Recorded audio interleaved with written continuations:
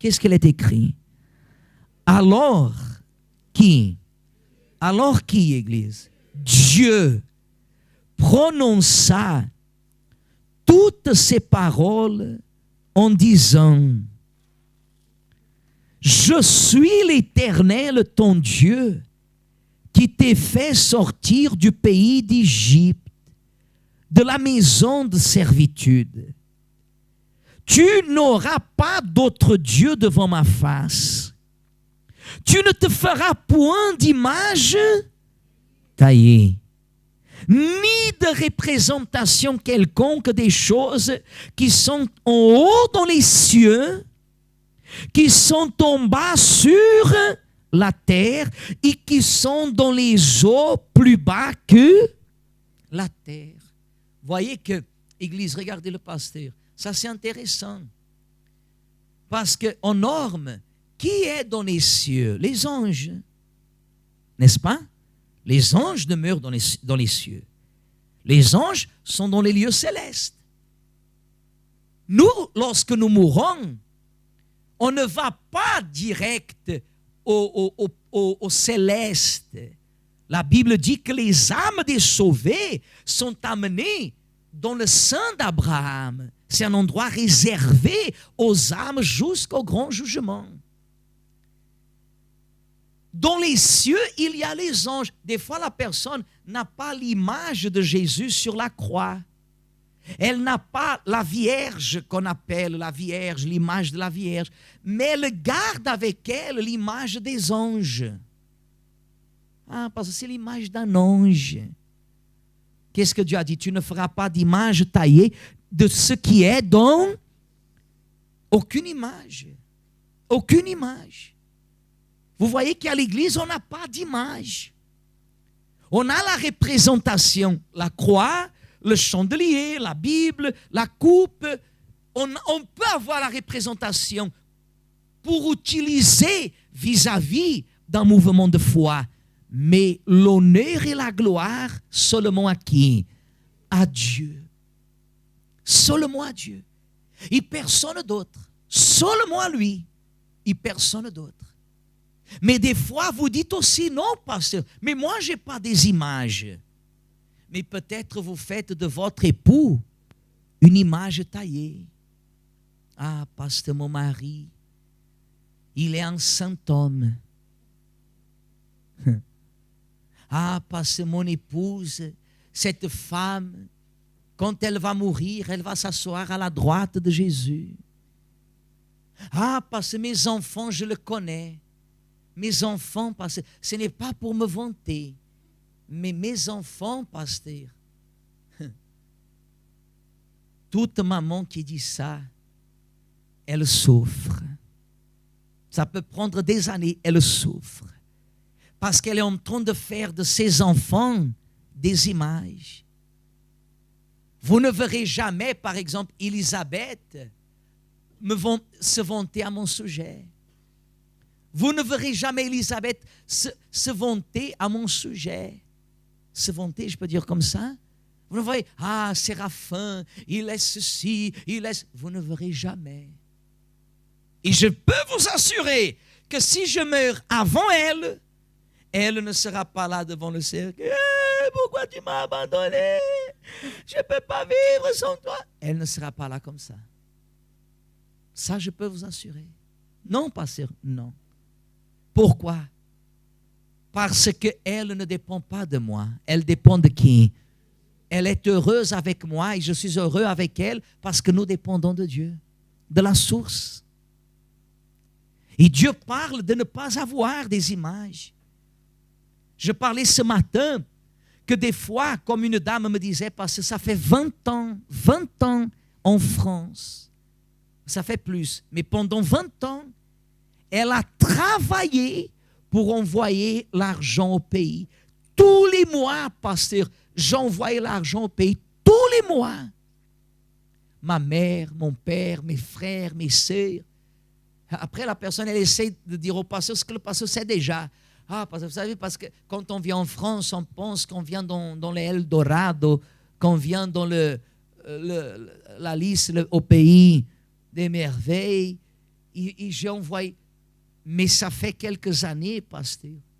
J'ai mis un point final. J'ai dit à ma famille, je ne peux plus continuer à faire ça.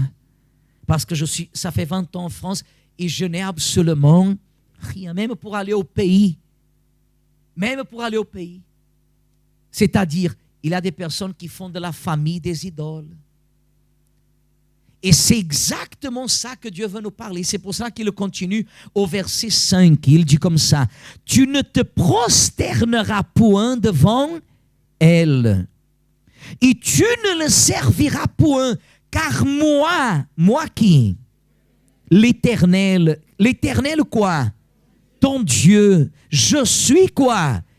Un Dieu jaloux, qui punit l'iniquité des pères sur les enfants jusqu'à la 3e et la 4e génération de ceux qui me haïssent, et qui fait miséricorde jusqu'en 1000 à ceux qui m'aiment et qui gardent mes commandements. » Regardez, lorsqu'il dit qu'il est un Dieu jaloux, il veut dire comme ça, je sais ce qui est le meilleur pour vous.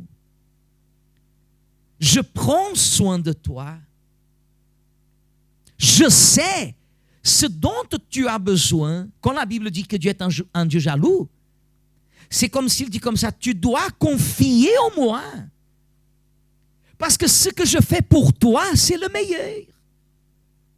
Je suis l'Éternel, ton Dieu. Je suis un Dieu jaloux. Dans le sens biblique, ça veut dire un Dieu attentionné, un Dieu zéleux, qui a du zèle, comme une mère qui zèle pour ses enfants, comme un père qui zèle pour ses enfants. Dieu lui-même, il zèle pour qui? Pour nous. C'est pour cela qu'il dit que ceux qui le haïssent, c'est-à-dire ceux qui le méprisent, il permet que leur iniquité, n'est-ce pas, se transmettent jusqu'à la 3e et 4e. Qu'est-ce que ça veut dire? Ça veut dire que l'homme, il vit encore aujourd'hui sur cet effet. La miséricorde de Dieu, elle est grande au point que si nous faisons de lui notre Dieu, la bénédiction qui est en nous, elle peut durer jusqu'à combien de générations?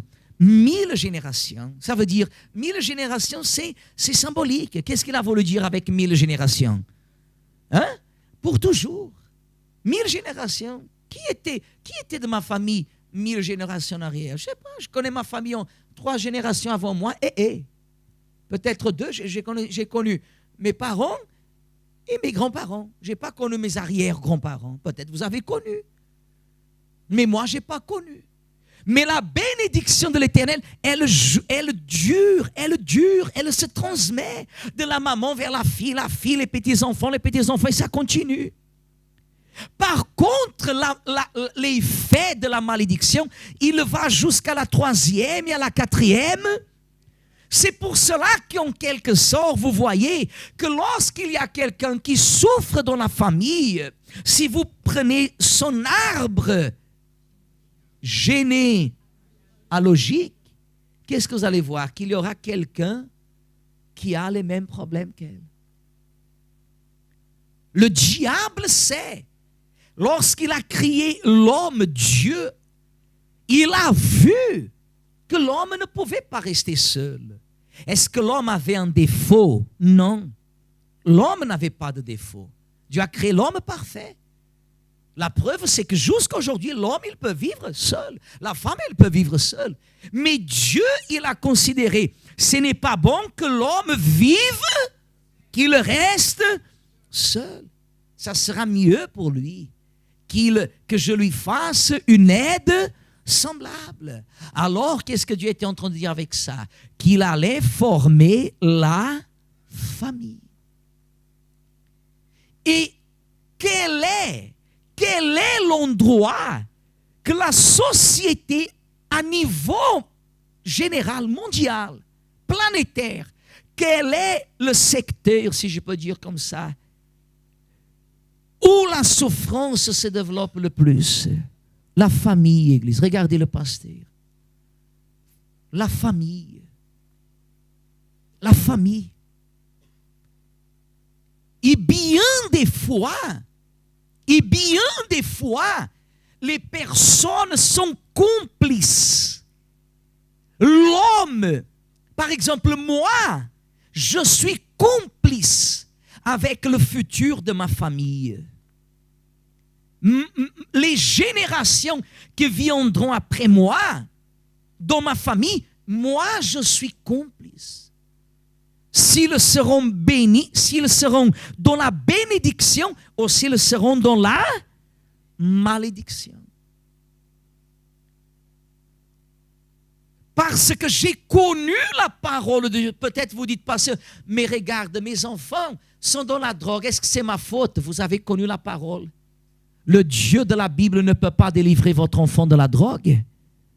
Pardon? Pardon, Église. Le Dieu de la Bible ne peut pas transformer votre époux. Oui ou non? Il ne peut pas changer votre famille. Oui, il peut et il veut. Et ça ne dépend pas de lui. Mais pourquoi les familles souffrent? Pourquoi? Parce que le diable sait que si la cellule appelée famille, l'institution, si je peux dire comme ça, appelée famille, si elle s'écroule, si elle tombe, alors tout le reste va tomber aussi. Pourquoi vous pensez que l'homosexualisme, comment je peux dire, l'homosexualité, elle développe? Pourquoi vous pensez qu'elle développe? Parce que c'est la mode? Parce que la famille est en train de souffrir. Pourquoi vous pensez que le lesbianisme est en train de développer partout, au point que les plus grandes nations au monde sont en train de permettre qu'un homme se marie avec un homme, une femme avec une femme? Pourquoi vous pensez que ça c'est en train d'arriver? Pasteur, ça c'est l'œuvre du diable. Mais ça vient d'où? D'une famille détruite. Hier même, j'étais en train de parler avec les pasteurs le suivant. Il y a beaucoup de mamans qui sont à l'église et que des fois, elles ont leur fille à côté d'elles, à la maison, et elles ne s'imaginent pas que sa fille est lesbienne ou que son fils est homosexuel. Elles ne s'imaginent pas. Ah non, parce que je ne crois pas. Non, je ne suis pas en train de dire de les accuser. Parce que si vous avez un enfant qui est homosexuel ou lesbienne, il faut prier et Dieu va mettre les choses en place. Mais ça sont les conséquences d'une instabilité familiale. Ça veut dire, Église, qu'aujourd'hui, les parents font tout et n'importe quoi aux yeux des enfants.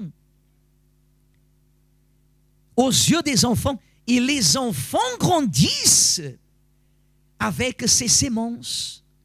Peut-être vous dites non, parce que ce n'est pas mon cas, mais peut-être vous avez vu ça de vos parents. Ou pas.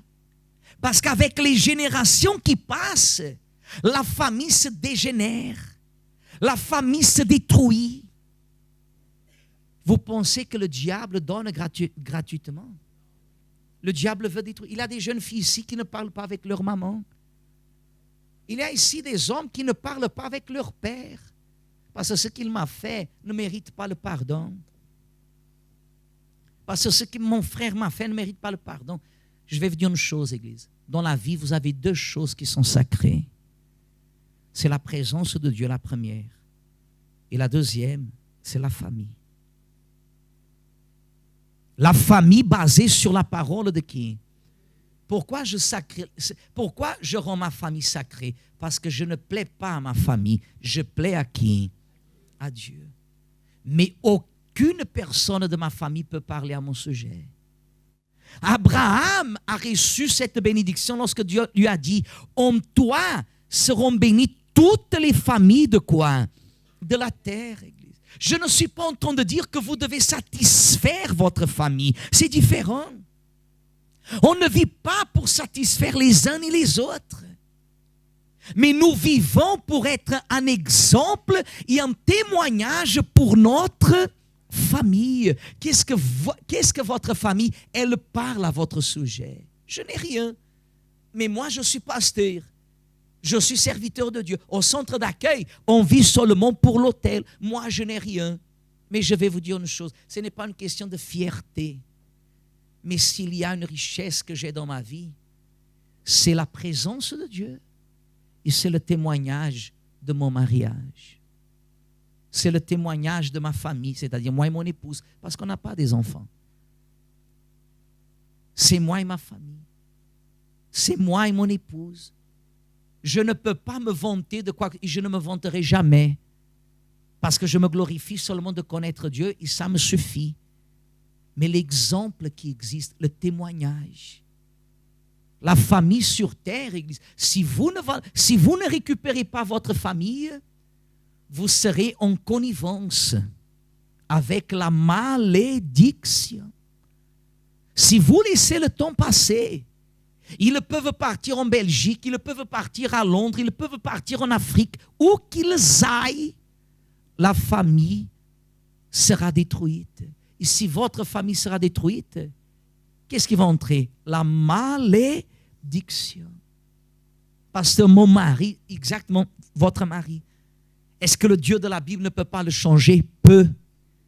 Et il ne va pas vous redonner, parce que j'aimerais tellement qu'il redevienne ce qu'il était avant. Dieu ne veut pas qu'il soit ce qu'il était avant. Dieu veut qu'il soit meilleur. Et Dieu le fera encore meilleur. C'est pour cette raison que nous allons faire dimanche. Le dimanche de la famille. Le dimanche de sanctifier notre famille. D'unir notre famille.